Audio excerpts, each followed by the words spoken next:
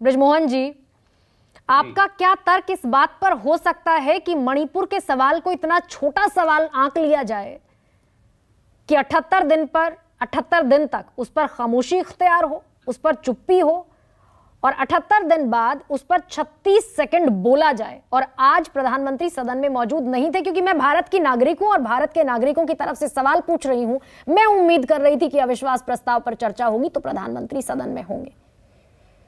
गरिमा जी, आपके देखिए सारे प्रश्न बड़े महत्वपूर्ण हैं। मैं एक बात बहुत स्पष्ट करना चाहता हूं कि राष्ट्रवादी कांग्रेस पार्टी देश में होने वाली किसी भी हिंसा के पक्ष में नहीं है, और खासतौर से यदि यह हिंसा हमारे महिलाओं के प्रति है और हमारे बच्चों के खिलाफ यदि होती है, हम लोग उसका पुरजोर विरोध करते हैं। और हम लोगों ने हमेशा ये भी मांग की कि ऐसे लोगों के खिलाफ कड़ी से कड़ी कार्रवाई।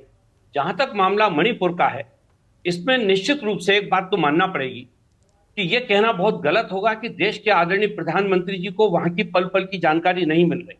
निश्चित रूप से उनके पास वहां की सारी जानकारियां हैं, क्योंकि वो एक बॉर्डर स्टेट है और वहां पर बहुत सारी ऐसी विदेशी ताकतें भी काम कर रही होंगी जिनके बारे में अगर कोई भी बात की जाती है तो उसका दूरगामी परिणाम हो सकता है। मैं मान के चलता हूं देश के प्रधानमंत्री इतने जिम्मेदार हैं कि वो इस मामले में कोई भी लापरवाही नहीं कर सकते, और ये देश पूरा जानता है इस बात को, और हमेशा उन्होंने। तो आप ये कह रहे हैं ब्रजमोहन जी, क्या आप ये कह रहे हैं कि मणिपुर में सब दुरुस्त है?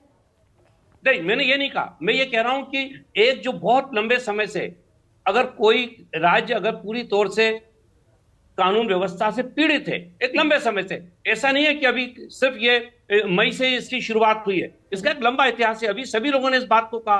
तो मैं ये कहना चाहता हूं कि एक बहुत लंबी अगर कोई मुद्दा है, उसको हम ये सोचे कि तत्काल आज 2 या 4 रोज में उसको ठीक कर दिया जाए, तो शायद ये संभव नहीं होगा। लेकिन 6 साल से तो सरकार है बीजेपी की वहां में, तो पर ये घटना तो अभी घटी है, ये लगातार तो 9 साल तक तो ऐसा कुछ नहीं हुआ। अगर समस्या थी तो उसका इलाज चल रहा होगा।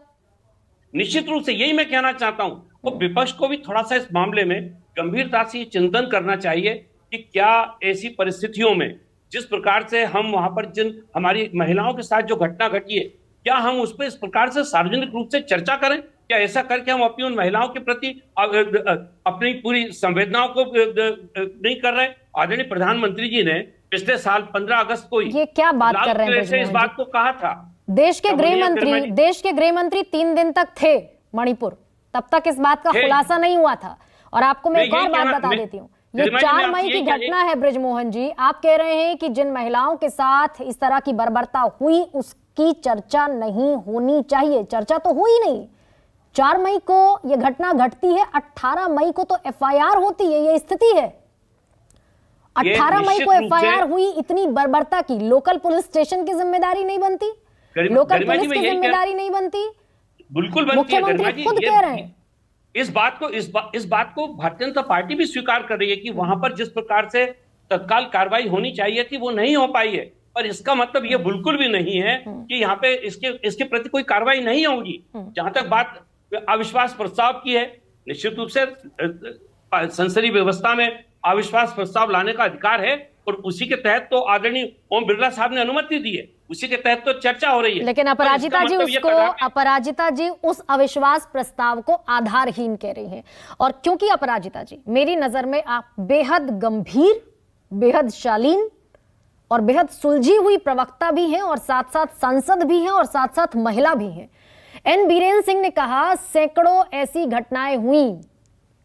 19 जुलाई का वीडियो एक बार बस याद कीजिएगा, महिला होने के नाते। वो मुख्यमंत्री, क्या ये मणिपुर की जनता को संदेश देने के लिए जरूरी नहीं था कि आप सरकार को बर्खास्त करते?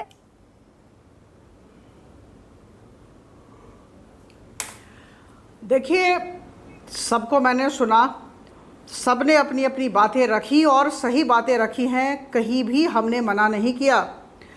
मणिपुर में जो हुआ वो नहीं होना चाहिए था, लेकिन यह कह देना कि सरकार ने कार्रवाई नहीं की और पदक्षेप नहीं लिए जा रहे, यह बिल्कुल निराधार है। एक बात। दूसरी बात मैं कह दूं कि लोकतंत्र में जो सरकार होती है उसकी बड़ी जवाबदेही होती है, सबके प्रति जवाबदेही होती है, विपक्ष के प्रति भी और जनता के प्रति भी। और मुझे लगता है कि यह बहुत ही दायित्ववान सरकार है प्रधानमंत्री मोदी जी के नेतृत्व में। जहाँ तक चर्चा का सवाल है, मणिपुर पर प्रश्नों के उत्तर देने का सवाल है। मैं कह दूं कि हम उत्तर देना चाहते हैं, हम क्या करने वाले हैं, हम क्या कर रहे हैं, हमने आदरणीय वीरेंद्र सिंह जी को क्यों नहीं हटाया, ये सारी बातें, और गोगोई जी के भी 3 प्रश्न, मुझे लगता है ये सारी बातों का उत्तर मिल जाएगा। ये उत्तर, दुख की बात है कि ये उत्तर 16 दिन पहले मिले रहते, 10 तारीख को मिलेंगे, 16 दिन पहले 24 तारीख को मिले रहते, जो विभागीय मंत्री हैं उनकी तरफ से ये उत्तर रखे जाते। अपराजिता ये विपक्षी दल के लोगों ने इस विषय को इतनी गंभीरता से लिया नहीं। ठीक है, आप विपक्ष की जिद का हवाला दे रहे हैं। पहली बात तो आपको साधुवाद की आपने माना कि मणिपुर में स्थिति सामान्य नहीं है, मणिपुर में स्थिति खराब है और मणिपुर में आपसे चूक हुई है, मणिपुर में जो हुआ वो नहीं गलत क्या, इसके लिए आपको साधुवाद।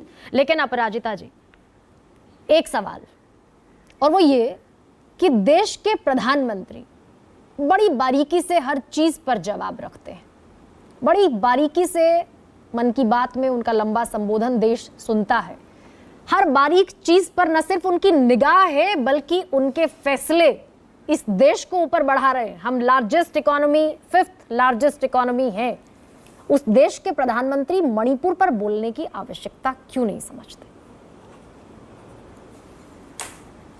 देखिए, बात हो रही है मणिपुर की, मणिपुर में जो घटनाएं हुई उसकी, तो जो विभागीय मंत्री हैं पहले तो उनका प्रेरोगेटिव है और उनकी रिस्पॉन्सिबिलिटी है। ये 2 शब्द मैं अंग्रेजी से ले रही हूं, और मैं कह दूं कि बजट अधिवेशन की बात याद आ रही है।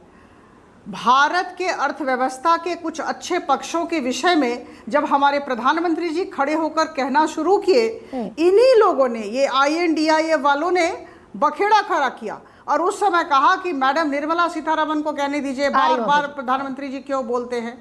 तो भाई पहले तो विभागीय मंत्री को बोलना पड़ेगा, अपराजिता जी, डिटेल नहीं, में जरूरत पड़ती तो प्रधानमंत्री जी बोलते। सेंटीमेंट, आप उन भावनाओं को समझिए जो देश के प्रधानमंत्री का वक्तव्य और संबोधन चाहती हैं। अपराजिता जी, आप वही है ना कि नियमों के फेर में फंसाइए, 267, 176, 196 इस फेर में फंसाइए और मणिपुर के सवाल को जस का तस फिर बने रहने दीजिए। अभय जी,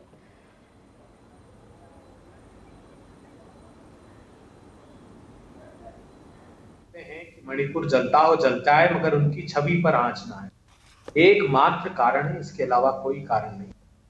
प्रधानमंत्री जी अपने उत्तरदायित्व को निभाने की अपेक्षा अपनी छवि को लेकर ज्यादा गंभीर चिंता रखते हैं, इसलिए वो जवाब नहीं देते हैं। अरे आप रेल का से लेकर खेल तक सबके फीते काट सकते हैं प्रधानमंत्री जी फोटो अपॉर्चुनिटी के लिए, तो फिर क्यों नहीं आते आगे? जब सर्वदलीय मीटिंग हुई थी 50 दिन बाद देश के गृह मंत्री ने ली, तब भी सब लोग कह रहे थे, त्यागी जी सहित सब लोग कह रहे थे कि प्रधानमंत्री जी आपको इनिशिएट करना चाहिए, छवि खराब होने से मत घबराइए, क्योंकि उनको लगता है कि अगर मैंने इस विषय पर बोला तो ये सारी रिस्पॉन्सिबिलिटी मेरी तय की जाए। लेकिन क्या आज राहुल गांधी को भी छवि ही खराब होने का भय था, इसीलिए वो नहीं बोले? संक्षेप में बताइएगा। बहुत माकूल जवाब दिया केसी त्यागी साहब ने, मेरे अग्रज है, उनसे बड़ा सीखता हूं कि ये अविश्वास प्रस्ताव राहुल गांधी के खिलाफ नहीं है, तब बोलेंगे। सबसे अधिक जिम्मेदारी है सरकार की। हम सब लोग सरकार की छवि कर खराब करने, उसको गिराने के लिए नहीं आए। हम चाहते हैं कि आप एक नया तर्क लें, जिम्मेदारी लें। हम, राहुल जी ने कहा है, सबने कहा कि हम सब साथ हैं प्रधानमंत्री जी, आपके हाथ पकड़िए और चलिए वहीं निराकरण निकालेंगे। आपकी राज्यपाल कह रही है, राज्यपाल की आंखों से आंसू थे, बताया मुझे इंडियन सारे सदस्यों ने, कि उन्होंने कहा सब लोग मिलकर आइए, यहाँ स्थितियां बहुत खराब है, हम सब लोग जाएं और मरहम लगाएं। क्यों आप इसको राजनीतिक दलों के बंटवारे में देखते हैं? क्यों आप इसको इस भाव से लेते हैं कि हम छवि खराब करना चाहते हैं? नहीं प्रधानमंत्री जी, हम सब लोग इस देश का हिस्सा पहले हैं, राजनीतिक दल बाद में। हमारा मणिपुर अगर जल रहा है, धधक रहा है, तो आइए हम सब लोग मिलकर निराकरण करें। लेकिन राहुल गांधी भी सर्वमान्य नेता तो है ना कांग्रेस के? जिस तरीके से नेता सदन है देश के प्रधानमंत्री, उसी तरह आपके यहाँ सर्वमान्य नेता राहुल गांधी। चिट्ठी भेजी लेकिन बोले नहीं, क्यों? कौन सा भय था मैं नहीं जानती। केसी त्यागी जी, राहुल गांधी जी गले लगाने को मणिपुर गए थे, लोगों को, नागरिकों को गले लगाने के लिए। पीछे आज संसद अपेक्षा कर रहा था सर कि राहुल गांधी बोलेंगे। केसी त्यागी, संसद की अपेक्षाओं पर खरा उतरेंगे राहुल गांधी जी। ठीक है, हमें प्रतीक्षा रहेगी कि मणिपुर पर मरहम हम लगा पाए। केसी त्यागी जी, जिस तरीके का सिनेरियो, जिस तरीके की तस्वीर संसद में आज देखी, 2 दिन और बाकी, 10 9 तारीख और 10 तारीख। क्या मैं उम्मीद करूं कि तमाम लोग अपनी अपनी राजनीतिक विचारधाराओं से ऊपर उठेंगे और मणिपुर पर मरहम लगाएंगे? बहुत सही आपने कहा। मैं आपके प्रश्न से पहले मैं खुद सोच रहा था कि ऐसा कोई मिलकर के मरहम निकालना चाहिए कि नॉर्थ ईस्ट कश्मीर ना बनने पाए। एक तो जो सब नेशनलिटीज़ हैं उनके बारे में जिस तरह के हमारे एटीट्यूड हो गए हैं, जो हम अपने आप को जो नॉर्थ इंडियंस हैं, जो इंडियंस हैं, अपने आप को नॉर्थ ईस्ट के लोगों से जिस तरह से व्यवहार करते हैं, जिस तरह से कश्मीरियत के साथ हुआ, मैं अटल बिहारी जी को फिर कोट करना चाहता हूँ। धारा 370 ख़त्म की जाए। अटल बिहारी वाजपेयी जी उस पार्टी के नेता थे। वो श्रीनगर में जाते हैं मरहम लगाने के लिए, अपराजिता जी, और कश्मीर की समस्या का हल इंसानियत से होगा, कश्मीरियत से होगा। ये भाषण देख करके आते हैं और ये भी बोल के आते हैं कि पड़ोसी तो नहीं बदले जा सकते, दोस्त बदले जा सकते हैं, लेकिन पड़ोसी नहीं बदले जाते। जब इतना विशाल 56 नहीं 112 इंच का सीना था अटल बिहारी वाजपेयी का, जिसने जाके लाल चौक में बात कही। अभी भी वक्त है, प्रधानमंत्री ऑल पार्टी डेलीगेशन लेकर के मणिपुर जाएं, अपने निकम्मे मुख्यमंत्री को हटाएं और अपराजिता जी कश्मीर बनने से रोकें। आज एक एक आदमी को हम पे विश्वास नहीं है, न इंडियंस पे है, न आप पर विश्वास है। ये अगर अविश्वास गहरा होता चला गया तो नॉर्थ ईस्ट के हालात ऐसे होंगे, आपकी तो शक्ल भी नहीं मिलती उनसे, आपकी तो अपराजिता जी सुन रही है, अपराजिता जी सुन रही है। केसी त्यागी जी, समय की मेरे पास बाध्यता है, मैं एक छोटा सा रिमार्क उदयवीर जी से ले लूं। उदयवीर जी, लेकिन कहा यह भी जा रहा है कि मणिपुर सिर्फ बहाना है। आपका आपसी विश्वास कितना है? आप इस चीज को परखना चाहते हैं अविश्वास प्रस्ताव के बहाने। देखिए, हम यह विपक्ष क्या करना चाहता है, वो आरोप प्रत्यारोप चलते रहेंगे। आज सवाल है कि जो प्रधानमंत्री बार बार मन की बात करते हैं वो मणिपुर पर ध्यान क्यों नहीं देते हैं। अभी प्रेरोगेटिव और प्रिविलेज की बात कर रही थी अपराजिता भाजपा की सांसद। मैं आपसे पूछ रहा हूँ, जब मोदी जी विदेश जाते थे, सुषमा स्वराज जी को लेके नहीं जाते थे विदेश मंत्री को साथ, डोभाल साहब साथ चलते थे, तब प्रेरोगेटिव और प्रिविलेजेस नहीं थे क्या? आज संसद में जिस तरीके से निशिकांत दुबे और नारायण राणे ने लोगों से दुर्व्यवहार किया इस संवेदनशील मुद्दे पर और मणिपुर छोड़ के इधर उधर भागे, उससे स्पष्ट है कि इनका एजेंडा वही है कि मणिपुर को 2 हिस्सों में बांट दो और यहाँ अपनी राजनीति करो। कितना भी लोग मारे जाएं, देश बंटने पे आ जाए, कश्मीर जैसी समस्या पैदा हो जाए, इन्हें कोई फर्क नहीं है। इसलिए ये मुद्दा यह अहम नहीं है कि ये नेताजी पे को किसने परेशान किया, समाजवादी पार्टी को किसने परेशान किया, या विपक्ष क्या चाहता है। मुद्दा ये है कि केंद्र की सरकार और सारे सांसदों को, सभी दल के सांसदों को ये सुनिश्चित करना चाहिए कि देश एक रहे, संविधान का पालन हो और जिस हिंसा में राज्य खुद शामिल है उस राज्य के मुख्यमंत्री और वहाँ के प्रशासन पे पहले सख्त कार्रवाई करें और उसके बाद वहाँ कोई समानता की बात हो सकती है, विश्वास जीतने की बात हो सकती है। जब अपराधी ही मालिक रहेंगे तो फिर कैसे काम चलेगा? कौन विश्वास करेगा उनके ऊपर? ठीक है, ब्रिजमोहन जी, एनडीए की ताकत बार बार बताई जाती है कि एनडीए इतना ताकतवर है, नंबर गेम में आगे है, बहुमत ले जाएंगे, और आज भी संसद से 2024 की लड़ाई का उद्घोष सुनने को मिला। क्या ये सही तस्वीर है संसद की?